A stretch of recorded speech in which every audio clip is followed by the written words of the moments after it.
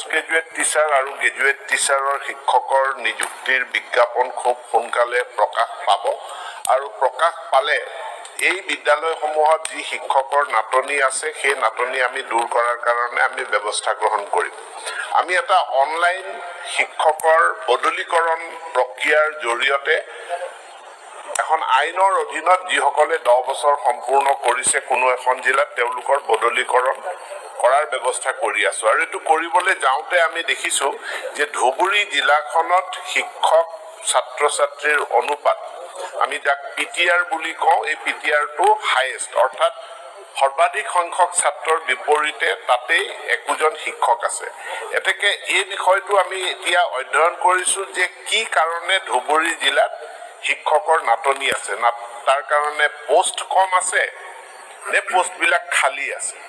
যদি খালী আছে তাৰ কাৰণে পদ পূৰণ কৰাৰ কাৰণে আমি এটাৰ পাছত এটাকে নিযুক্তি প্ৰক্ৰিয়া কৰিয়ে আছো। কিন্তু যদি পোষ্টৰে অভাৱ আছে তেনেহলে তাত পোষ্ট ক্ৰিয়েট কৰা বা বেলেগ জিলাৰ পৰা তালৈ পোষ্ট স্থানান্তৰিত কৰাৰ কাৰণেও আমি ব্যৱস্থা গ্ৰহণ কৰিছো। আগন্তুক মাহৰ ভিতৰতে আমি ইয়াত ফলাফল লাভ কৰিবৰ কাৰণে আমি সক্ষম হ'ম। বিদ্যালয়ৰ আন্তঃগাঁথনি উন্নয়ন কৰাৰ কাৰণেও আমি ব্যৱস্থা গ্ৰহণ কৰিছো।